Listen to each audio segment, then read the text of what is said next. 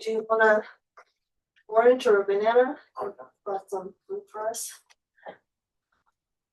Oh, sorry. Oh, yes, Lynn's gonna tell me that. We are probably gonna take a little picture together. That's okay. Okay.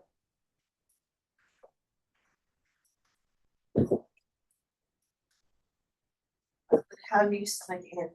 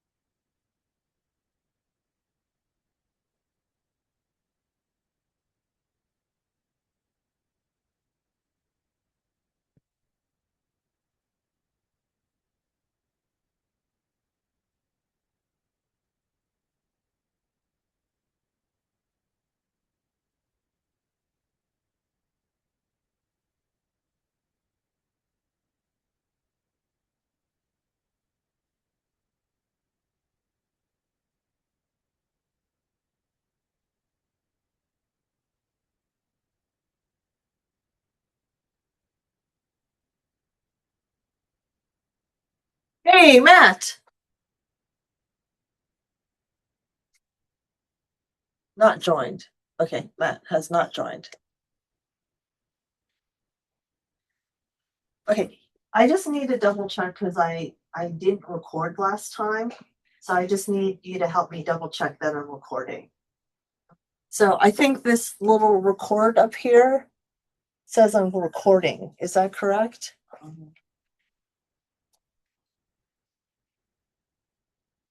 This one right here. That little record icon. I believe so. Okay, and then up here, because I'm only on pause and stop, I think I'm recording. Well, you could press pause and then See what happens. figure you just press play. Okay, great. Thank you very much. Thank you very much.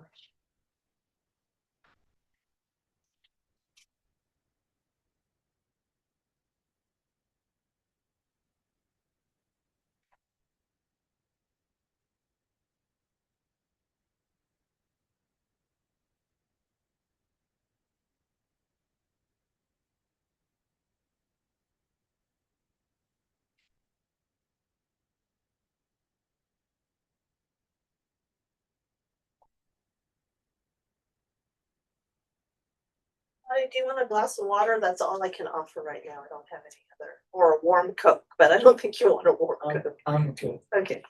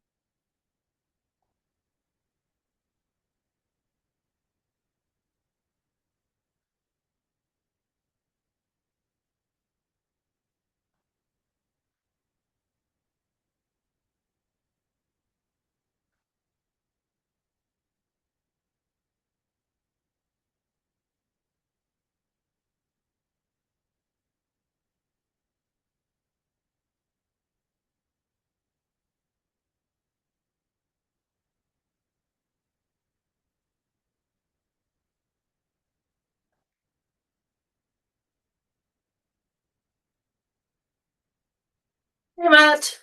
Hello. Can you hear me? Yeah, I can hear you. Can you hear me? Yes. This is Giovanni. Hi, He's Giovanni. he just started this semester, right? Yep. With the econ department. So We're excited to have him part of ESA. The VP of marketing from ESA is definitely going to zoom in, and yeah, she's actually here. Okay. And there was another person, Kenza, who came in 15 minutes early and asked her or him to come in right at 11. So if we can just wait one more minute, that'd be Yeah. Yeah, sure thing.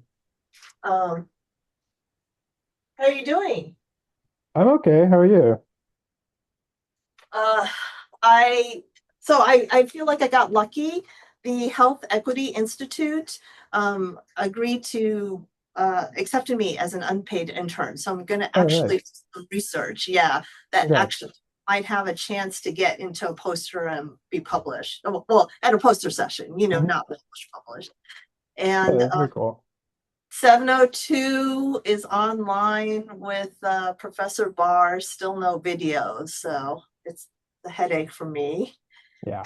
And time series. I'm excited about time series. Oh, Professor, cool. yeah. Oh, I think you froze for me.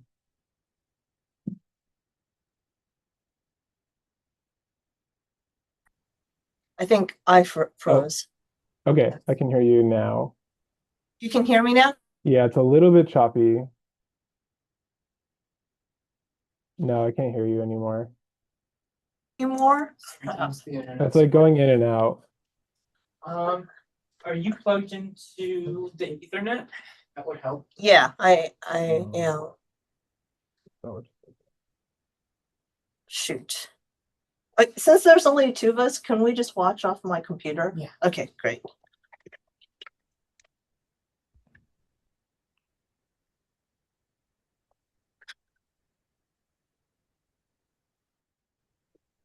Hey, can you hear me now? Yep, I can hear you. Can you see me? Yep, Okay, great. good. Can you see Giovanni? There. Mhm. Okay, great. So I think it's 11 now. So anytime you want to start, go ahead, Matt. Hold on. I am recording. So we're going to send out the recording to everyone if that's okay with you. Yep, that's fine. Okay, terrific. Yeah, let me share. I have just a brief presentation, and then I will leave it open for questions and discussion. So let me, Okay. oh, you need to allow sharing. Oh, sorry. No worries.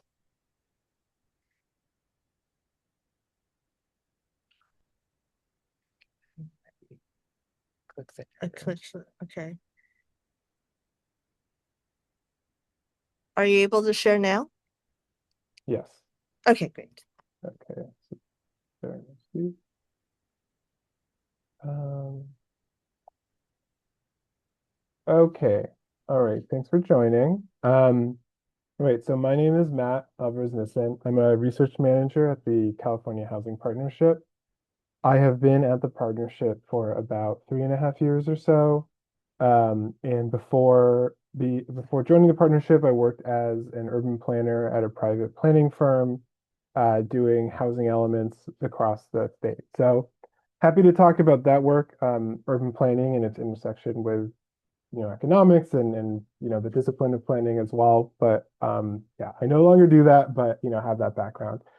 And I guess before that, I also um, received my undergrad degree in urban studies and a master's in public policy at Stanford. And this last year, I was taking classes in the econ department at State, working on a master's part-time while working this job. But yeah, so let me talk a little bit more about the job itself, the organization. The partnership, California Housing Partnership, called CHP or the partnership, was founded in '88. It's a private nonprofit that creates and preserves affordable and sustainable homes for Californians with low incomes, by providing expert financial and policy solutions to nonprofit and public partners. Our CEO likes to call us a do and think tank, using experience gained from providing technical assistance in affordable housing finance, sustainability, and research in order to champion effective policies, especially at the state level in California. really focused on the supply of affordable homes in the state. And I'll also note too, we have a pretty interesting structure as a state-created private nonprofit. Our board is appointed by the governor and members of the legislature. And although we have that quasi-public role, we are completely independent and operate independently. Over the past 38 years, we've helped more than 100 nonprofit and local government partners throughout the state, including creating and preserving over 96,000 homes, affordable homes, training over 46,000 people on affordable housing, finance, sustainability, and policy, leveraging over $37 billion in private and public funds, and have helped reduce over 266,000 metric tons of greenhouse gases. And so the way the organization is structured into several teams, we have an office in San Francisco, an office in LA, and an office in Sacramento. Our biggest team by far are the financial consultants, and they are located in our San Francisco and our Los Angeles offices. We also have a sustainability team that works out of the LA office. And finally, we have the research and policy team. The researchers, we are based in San Francisco, and our policy staff is based in Sacramento, where they largely, lobby for us on behalf of affordable housing at the statewide level. So I'll run through the teams really quickly and really focus on research because that's what I know best. That's the team that I'm on. Our financial consultants, like I mentioned, are our largest team. They work with nonprofit developers across the state. Here's just a couple of examples of some of our nonprofit partners that we work with, including large developers like Mercy or MidPen, and smaller ones that are more community-based, like CCDC, Chinatown Community Development Center, or Little Tokyo down in LA. And CCDC is up here in San Francisco. This is just a quick example pro forma.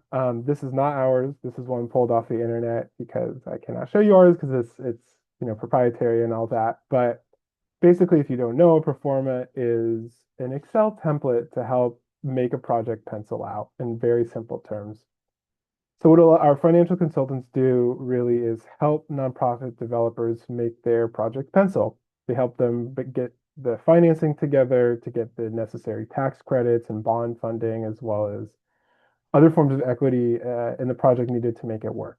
And we work only with nonprofit developers, and there are a lot across the state. And we, at this time, are only focused on California.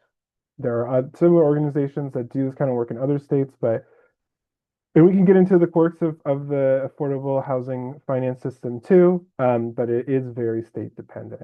Using mostly, you might know them, they're called LIHTCs, or low income housing tax credits, in order to finance these projects. This is our sustainability team, like I mentioned, based in LA. They do a lot of electrification, retrofitting type of projects, either for existing properties or new construction properties, all for subsidized, in order to help subsidize tenants and for low-income tenants. Although they're based in LA, they do work across the state. And additionally, they will put out impact reports too on their work. And then last but not least, the research and policy team. I won't focus too much on policy. I mean, it's a lot of lobbying at the state legislature, working with the governor in his office, as well as other statewide elected, regional electeds, in order to advance affordable housing policies. What I'll really focus on is the research team, what I know best. We have a series of ongoing reports. Here's a few of them. Our housing needs report comes out annually, as well as our who can afford to rent and ASIC impact report and our preservation reports. I'll go through these one by one.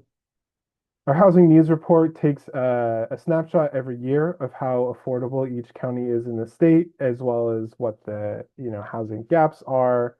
What are the needs of low-income renters and low-income people in that county? What are the different dimensions along racial and income lines in terms of housing burdens and housing needs in that region, as well as across the state? our Who Can Afford to Rent report takes a look at where where in the state can the lowest income renters afford to live, okay, where can they afford to rent, and takes different slices of the data looking from low income to moderate income and getting a better understanding of where it's relatively affordable for renters and where it's not. Our ASIC impact report looks at the Affordable Housing and Sustainable Communities program, ASIC.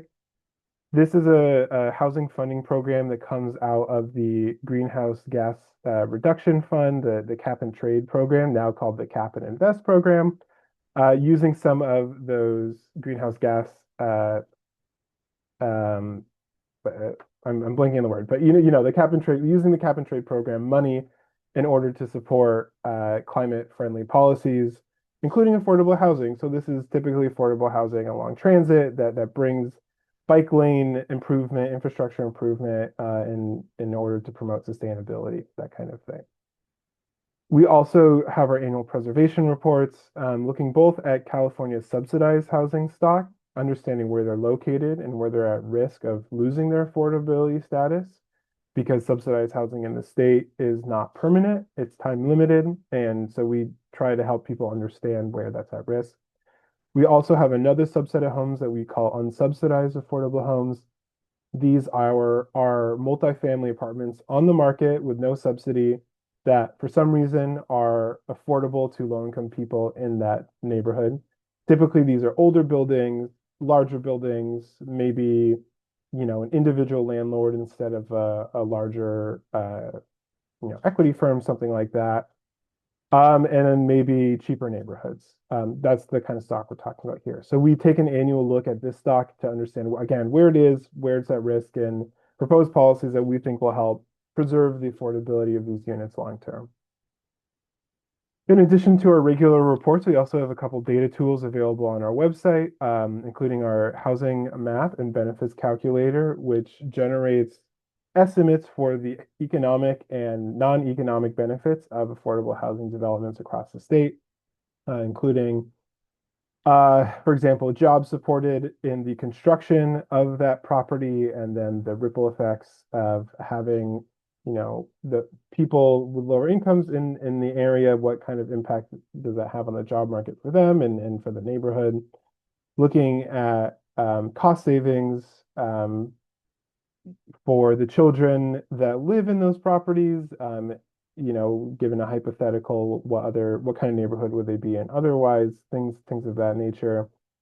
We also have our housing needs dashboard, which looks at a lot of the same information in our state housing needs report. It goes a little bit deeper, but providing, a variety of data tools to understand housing needs across the state, regionally, and at different counties.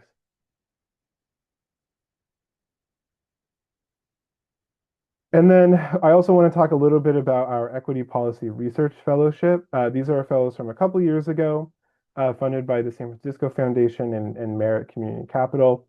This is a 12-week-long summer fellowship that undergraduate seniors and grad students in California colleges from disadvantaged backgrounds are invited to come participate in intensive series of workshops and trainings with the partnership. In addition to the fellows are able to embark on their own research project, either to further a project that we have ongoing or that they're interested in that aligns with our mission.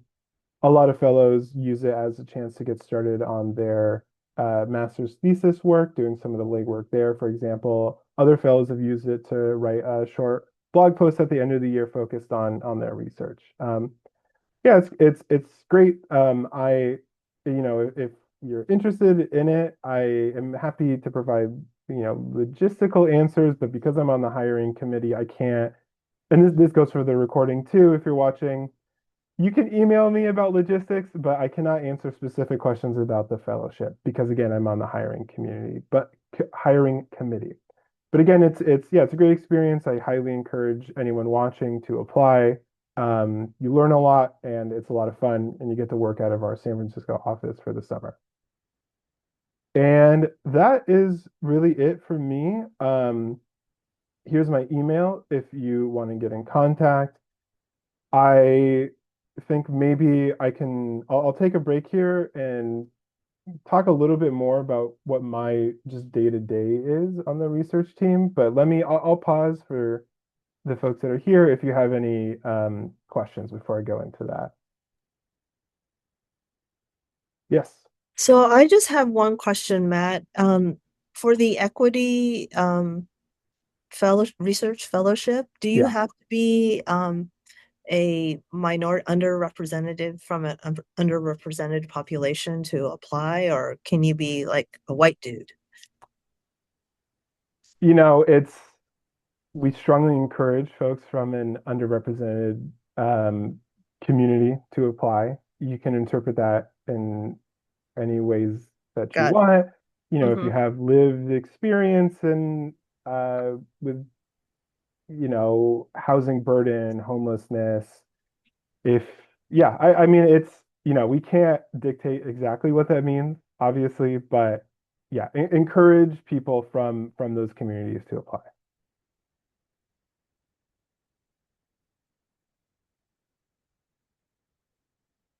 I Oh, I can't. sorry. Oh, go ahead. It Uh, was muted. Sorry. I don't have any questions. I worked at a community action agency, a nonprofit in housing, so I am familiar with a lot of the things that you brought up. Hmm. Great. What organization? Community Action Marin Oh, okay, cool. in Great. Marin County. Yeah. Oh, it's getting a little choppy. Like pong on your end again. Yeah, the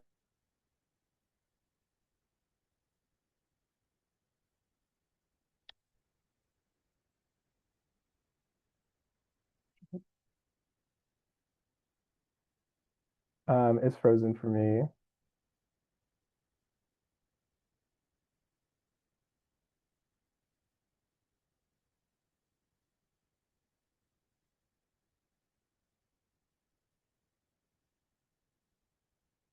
Limited Hmm. bandwidth, and Mhm. there's so many different people on the line. Hi. Hi. Can you, Okay. sorry, Oh, state Wi-Fi is on and off in this room, so okay. I can hear you okay now. It's still a little choppy though. okay. Sorry No, no about. worries. Yes, Lynn, do you have any questions? Oh, bandwidth again. I think I was also interested which you were gonna get into, like the day-to-day, which is what I wanted to know. Yeah. Hmm. Yeah, for sure. Well, I will get into that. Let me do that now. So, yeah, I can really only speak to the research side of things, what my day to day looks like. I know that I'm sure that some people in this program will probably be interested in what the financial consultants do too. I think there's a lot of interesting work there, making the numbers work, trying to get financing together, doing financial projections for the health of these properties long term and all that work. I really don't know that much about it, to be honest, so can't speak a lot about it, but it is really interesting work. And you get to see it a little bit through osmosis, and yeah, I find it fascinating, but I personally am not a great resource about that. But what I can talk about, yeah, is the research side of things. So like I mentioned, we have these annual reports that we work on. So the Who Can Afford to Rent report and the Unsubsidized Affordable Housing report are two reports that I lead. And so typically what that looks like, they come out at the same time every year. So it's a pretty set schedule of, for example, I'm working on the unsubsidized affordable report right now. And I'll just walk you through like what that process kind of looks like. So that comes out in April every year.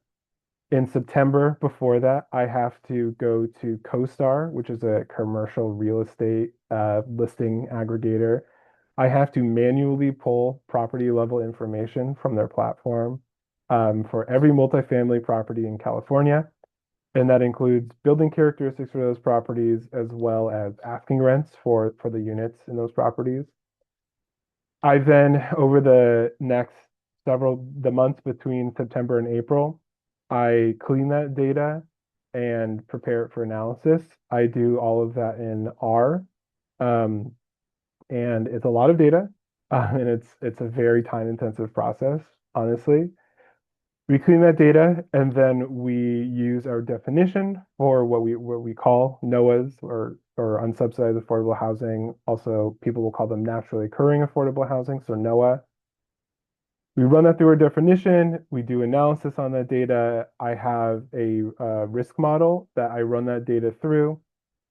Because we've been collecting this data for the last 5 years, every year, we kind of have a track record for where these properties have lost affordability. So I've been able to train a risk model using logistic regression, and then can project forward where we think existing properties are at risk. So all of this I do in R, which is, I would say, the vast majority of my work is in R. This one in particular is a very data intensive project, so there's, a lot of R involved in it.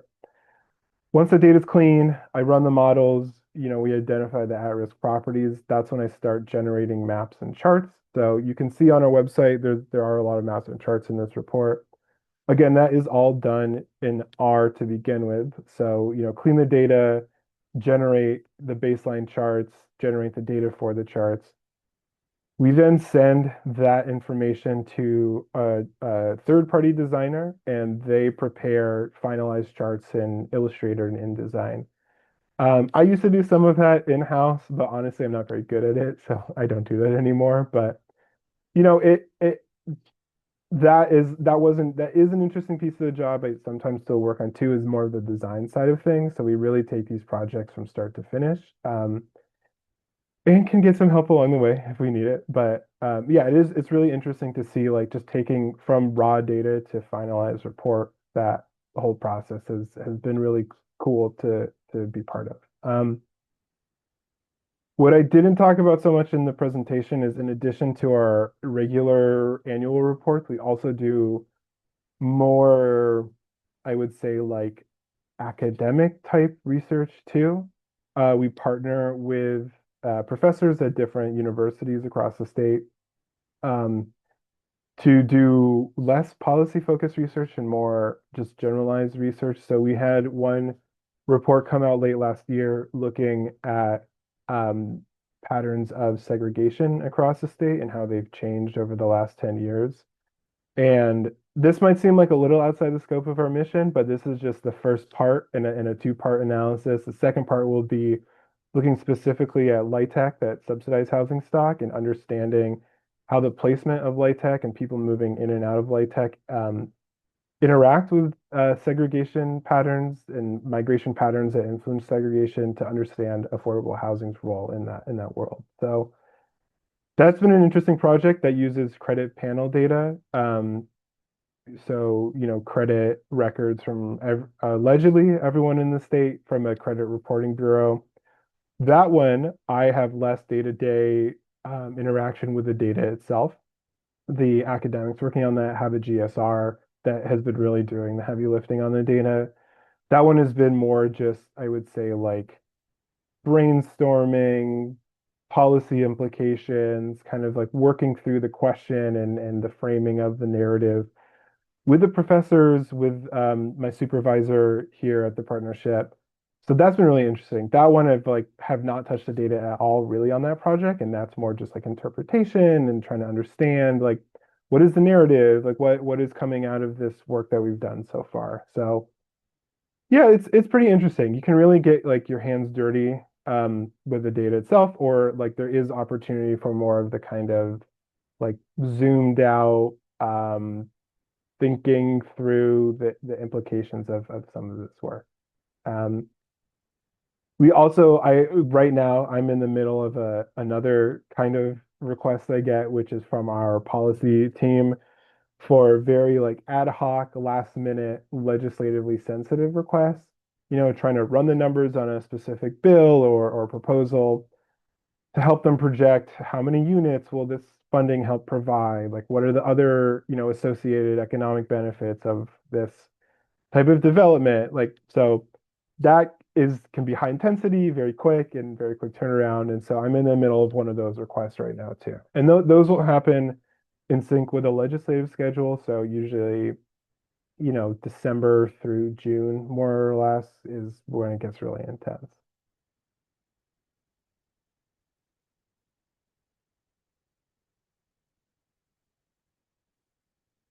Oh, you're muted. So for a student who say doesn't have experience in R quite yet, but does have experience in Python, Mhm. I have experience working with CSV files and web scraping. Is that kind of along the lines of how you guys gather your data? Yeah, yeah. So we don't exclusively use R. We one of the researchers on our team is only works in Python too. We have other researchers that are less strong in programming languages and, rely on complicated Excel workbooks too. I think, there's been a big push on the team to really get things into either R or Python, but if you have that kind of experience, it goes a long way.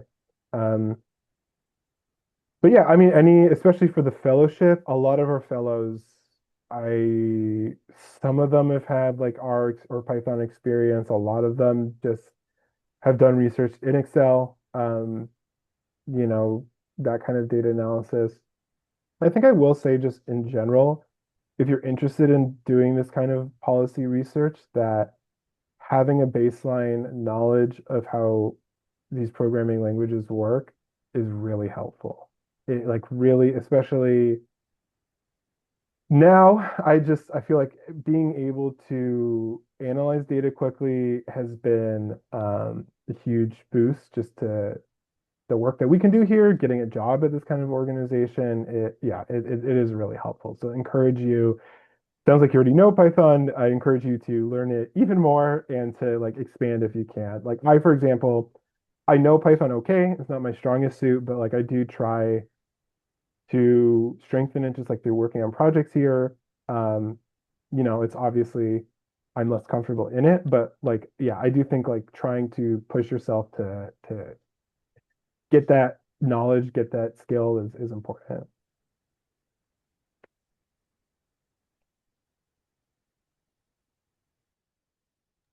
Yaslin, do you have any questions?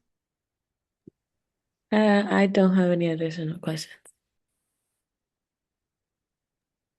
Um, so I just have one question. Here, as you know, the master students have a project requirements to do a project, and Mhm. access to credit score data is really difficult, you know? Yeah. So are you guys you're paying into a private database to get the data? For the credit score data, no, we don't directly have access to it. It's complicated. There's an organization called the California Policy Lab, which I is associated with the UC system. I think it's based out of Berkeley and UCLA. They basically have, I don't know what, they struck a deal with one of the credit bureaus to get the credit data, and they basically sell access to it to qualified researchers.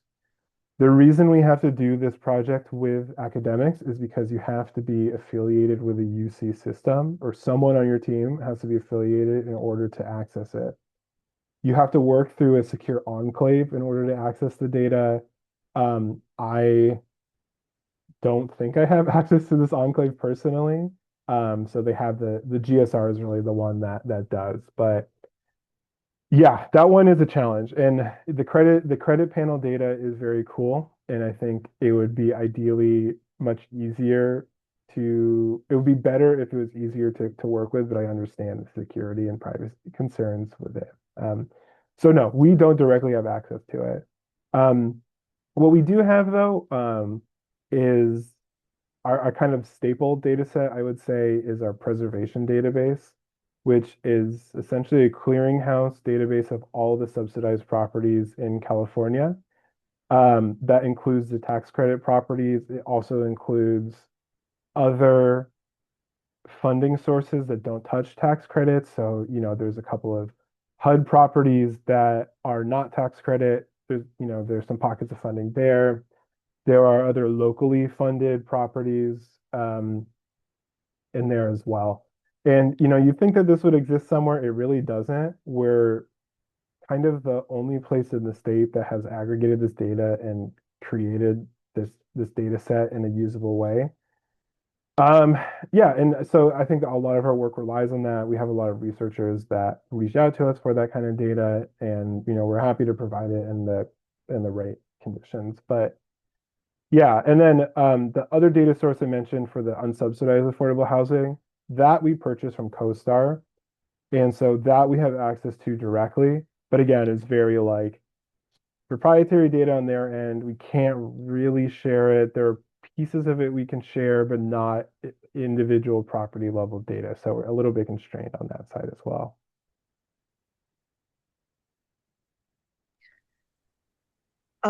So I know this is not a wrap up, but I do want to encourage our econ majors, both undergrads and graduate students, to apply to the fellowship. I know from my own personal experience doing class projects that we're limited to the public data we can access. So being part of the fellowship, you not only would get paid, you not only get to do actual research, not a class project, but you would get access to data that is just not available to you. So let me just push it right now that this is a great opportunity. Yeah, thank you. That's a great point. It's also, in addition to the data, it's a great opportunity to really think through if you're interested in housing, what kind of questions there are, to talk with professionals in the field that have a really in-depth understanding of what the issues are. And yeah, I think it really has helped previous fellows think through what their question is, what they want to focus on, and then having access to people who know what the right data to answer that question is, has, I think, been invaluable. I do want to say too, like, if you don't get the fellowship, if you end up not applying, and you're a student and you're interested in working with this kind of data, please still reach out. We can figure out a way to make it work. It's not exclusive to just fellows, but obviously easier if you are a fellow at the organization, but we can figure it out. So Matt was with me in the graduate program at SF State last semester. So he is an SF State person. So please don't be afraid to reach out to Matt because we do have this SF State connection Yeah. there. Yeah. Yeah, definitely. Yeah, I gave my email at the end of the presentation, so please feel free to reach out at any time.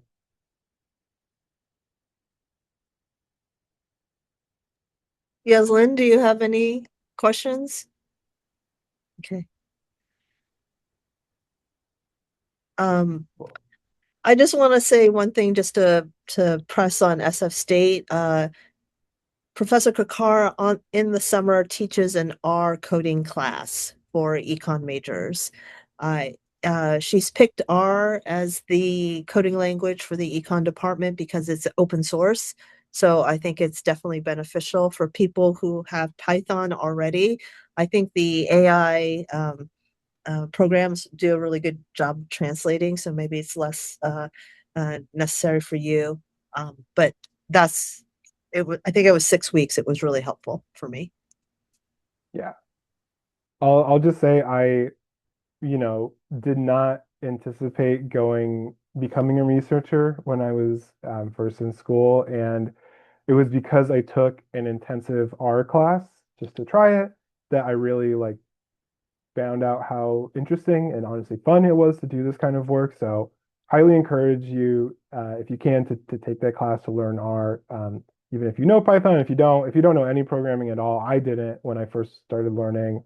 It's really great. I don't know, it's a great skill to have, and I think has been pretty versatile. So highly encourage you to check it out.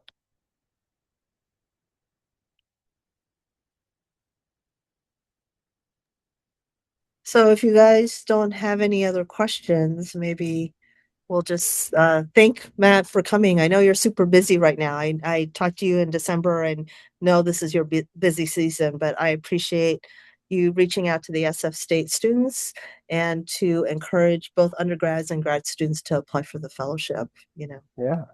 Yeah, Thank, it's a pleasure chatting with you all. Thanks for having me. Thank thank you. you for Thank the you. time. All right. Bye.